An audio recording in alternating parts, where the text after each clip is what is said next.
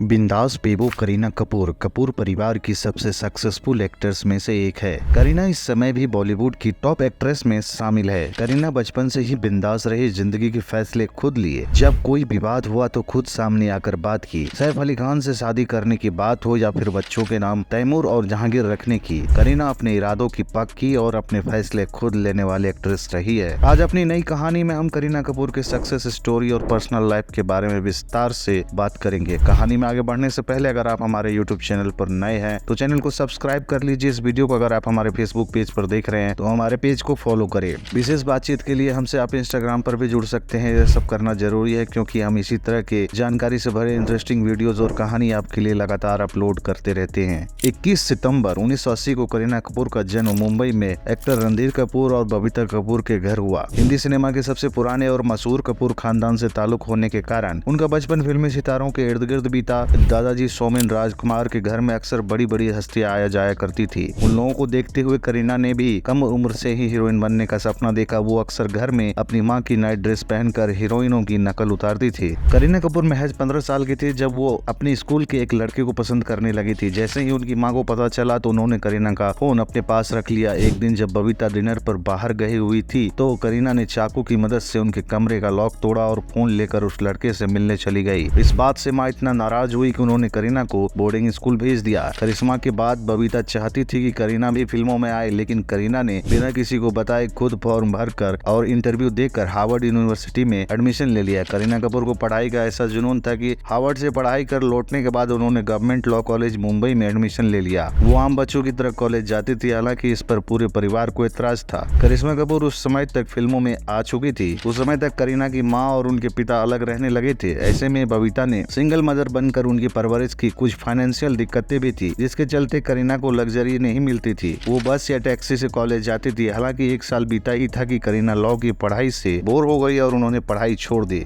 इसी बीच राकेश रोशन अपने बेटे ऋतिक रोशन को लॉन्च करने के लिए फिल्म कहो ना प्यार है की तैयारी कर रहे थे। जब उन्हें पता चला कि बबीता की बेटी करीना फिल्मों में आना चाहती है तो वो अपनी फिल्म की स्क्रिप्ट लेकर उनके घर पहुँच गए। ऐसे में राकेश ने बबीता जी से बातचीत की और बबीता भी झट से मान गई। वीडियो में आगे बढ़ने से पहले एक और जरूरी बात, अगर आप देश विदेश के मशहूर और सफल व्यक्तियों के जीवन के बारे में विस्तार से जानना चाहते हैं और उनकी तरह ही सक्सेस पाना चाहते हैं तो हमारे बायोग्राफी पर आधारित वेबसाइट www.storyforlife.online पर विजिट करें। लिंक डिस्क्रिप्शन में है। अब करीना कपूर की कहानी में आगे बढ़ते हैं। फिल्म की शूटिंग शुरू होने से पहले करीना ने किशोर नामित की एक्टिंग स्कूल ज्वाइन कर ली। फिल्म की शूटिंग बरसोवा के कॉन्वेंट विला में शुरू हो गई। शूटिंग में बबीता और करिश्मा भी करीना के साथ जाया करती थी। पहला शेड्यूल गाने की शूटिंग का था और पहले दिन कुछ ही सीन हो सके। अगले दिन बबीता ने राकेश रोशन को कॉल किया और कहा कि अच्छा होगा अगर वो गाने से पहले फिल्म के दूसरे सीन शूट कर ले, क्योंकि करीना डांस से ज्यादा एक्टिंग में कंफर्टेबल है। राकेश ने कहा कि उन्होंने गाने की शूटिंग के लिए लोगों को हायर किया है और अचानक इतना बड़ा बदलाव नहीं हो सकता, लेकिन बबीता नहीं मानी। वो अड़ गई कि करीना पहले गाना शूट नहीं करेगी। दोनों के बीच कॉल पर ही कहासुनी होने लगी और कॉल रखते हुए बबीता ने कह दिया कि अब करीना इस फिल्म में काम नहीं करेगी। राकेश रोशन दंग रह गए और उन्होंने बबीता को मनाने की कोशिश की, लेकिन वो तब भी नहीं मानी। बाद में करीना की जगह फिर अमीषा पटेल ने फिल्म कहो ना प्यार है से डेब्यू किया। आगे उन्होंने जेपी दत्ता की फिल्म रिफ्यूजी से अभिषेक बच्चन के साथ डेब्यू किया। फिल्म तो एवरेज रही, लेकिन इसके लिए करीना को फिल्म फेयर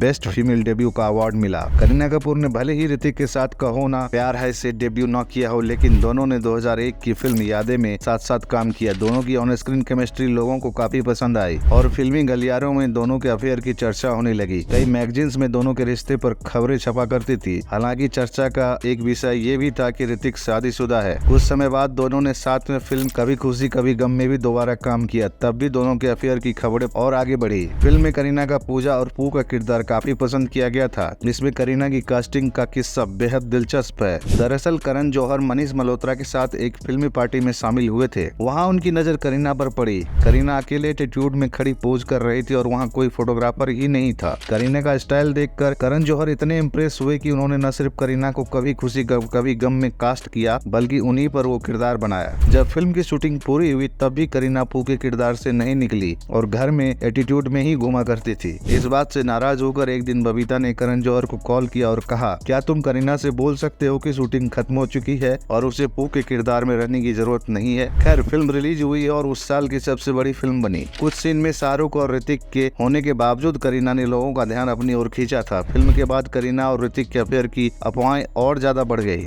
फिल्म कभी खुशी कभी गम के बाद करीना कपूर की बैक टू बैक मुझसे दोस्ती करोगी, जीना सिर्फ मेरे लिए, तलाश, खुशी, मैं प्रेम की दीवानी हूँ फ्लॉप रही। इसी बीच उन्हें सुधीर मिश्रा की फिल्म चमेली में सेक्स वर्कर का रोल ऑफर हुआ। करीना ने पहले ये कहते हुए फिल्म करने से इनकार कर दिया कि वो एक सेक्स वर्कर के रोल में कंफर्टेबल नहीं लगेगी। कुछ समय बाद जब सुधीर मिश्रा ने करीना को दोबारा अप्रोच किया तो उन्होंने करियर में एक्सपेरिमेंटल रोल करने के लिए हाँ भर दी। रोल की तैयारी के लिए करीना मुंबई के कई रेड लाइट एरिया में गई और वहाँ की औरतों की तरह हाव भाव और कपड़े पहनना सीखा। ये फिल्म करीना के करियर के लिए टर्निंग पॉइंट साबित हुई और इसके लिए उन्हें फिल्म फेयर की तरफ से स्पेशल ज्यूरी अवार्ड मिला। इसके बाद ही करीना के करियर में युवा, देव, फिदा, एतराज जैसी कई क्रिटिकली एक्लेम्ड सक्सेसफुल फिल्में आई। फिल्म टसन की शूटिंग करने से पहले करीना ने अचानक वजन घटाने की सोची और 0 फिगर कर लिया। इसके लिए उन्होंने इंटेंस वर्कआउट किया और डाइट भी कम कर दी। कहा जाता है कि करीना इस प्रोसेस में इतनी कमजोर हो चुकी थी कि वो बार बार टसन के सेट पर बेहोश हो जाती थी। हालांकि वो 0 फिगर बनाने वाली बॉलीवुड की पहली एक्ट्रेस है। इस अचीवमेंट के बावजूद दर्शकों को करीना का 0 फिगर पसंद नहीं आया। जब वी मेट के बाद से ही करीना कपूर शाहिद कपूर को डेट कर रही थी, लेकिन 2 साल बाद उनका शाहिद से ब्रेकअप हो गया। फिल्म टसन की शूटिंग के दौरान करीना कपूर की सैफ अली खान से नजदीकियां बढ़ गई और दोनों की जोड़ी सैफीना नाम से पहचानी गई। रिश्ते की खबर आते ही करीना विवादों में आ गई। खबर ये भी थी कि करीना सैफ अली खान और अमृता की शादी में गई थी, जहां उन्होंने सैफ को बधाई देते हुए कहा था, कांग्रेचुलेशंस अंकल। विवादों के बावजूद करीना ने साल 2012 में सैफ अली खान से शादी कर ली। शादी के दिन सैफ ने अपनी पहली पत्नी अमृता सिंह को एक लेटर लिखकर उन्हें जिंदगी में आगे बढ़ने की सलाह दी थी, लेकिन वो लेटर उन्होंने अमृता को भेजने से पहले करीना को पढ़ाया था। करीना ने न सिर्फ उन्हें इसकी इजाजत दी बल्कि उनके दोनों बच्चों सारा अली खान और इब्राहिम को भी दोस्तों की तरह ट्रीट किया। करीना कपूर ने सैफ अली से शादी करने के बाद फिल्मों में बड़े रोल लेने से इनकार कर दिया। वो ज्यादातर समय अपनी शादीशुदा जिंदगी को देना चाहती थी। ऐसे में उन्होंने तलाश, सत्याग्रह, सिंघम रिटर्न, बजरंगी भाईजान जैसी फिल्मों में काम किया, जिसमें उनका ज्यादा बड़ा रोल नहीं था। पहले बेटे तैमूर को जन्म देने के बाद करीना ने फिल्मों से दूरी बना ली थी। हालांकि सैफ अली खान के कहने पर करीना ने फिल्म वीरे दी वेडिंग से 2 साल बाद एक्टिंग में कमबैक किया। जब करीना ने 2016 में पहले बेटे को जन्म दिया तो उन्होंने उसका नाम तैमूर रखा था। तैमूर के जन्म के महज 8 घंटे बाद एक शख्स उनसे मिलने आया, जिसने उनके नाम पर सवाल खड़े कर दिए। इस बात से अस्पताल में भर्ती करीना बुरी तरह से टूट गई थी। करीना ने एक इंटरव्यू में कहा था कि हमने अपने बेटे का नाम तैमूर उसके अर्थ के अनुसार रखा है, जिसका मतलब है आयरन। क्या फर्क पड़ता है कि सालों पहले उस नाम के एक शासक ने क्या किया था? हमें जो नाम पसंद है हम वही रखेंगे। इसके बाद जब करीना ने साल 2020 में दूसरे बेटे को जन्म दिया तो उसका नाम जहांगीर रखा। इस पर भी विवाद हुआ था। करीना कपूर की टोटल नेटवर्थ की बात करें तो 485 से 490 करोड़ बताया जाता है उनकी नेटवर्थ। रिपोर्ट्स के मुताबिक करीना कपूर एक फिल्म के लिए 10 करोड़ रुपए फीस चार्ज करती है। एक्ट्रेस फिल्मों के अलावा कई कंपनियों से ब्रांड एम्बेसडर के तौर पर भी मोटी रकम वसूलती है। दोस्तों, करीना कपूर की कहानी में बस इतना ही। ये कहानी आपको कैसी लगी कमेंट करके जरूर बताइए। अगर अभी तक आपने हमारे YouTube चैनल को सब्सक्राइब नहीं किया तो जल्दी से सब्सक्राइब कर लीजिए और बेल आइकन भी प्रेस करके रख लीजिए ताकि हमारे वीडियोस के अपडेट आप तक लगातार मिलते रहे। इस वीडियो को अगर आप हमारे फेसबुक पेज पर देख रहे हैं तो हमारे पेज को फॉलो करें। विशेष बातचीत के लिए हमसे आप इंस्टाग्राम पर भी जुड़ सकते हैं। मिलते हैं जानकारी से भरे एक और नए और इंटरेस्टिंग वीडियो में। तब तक के लिए नमस्कार।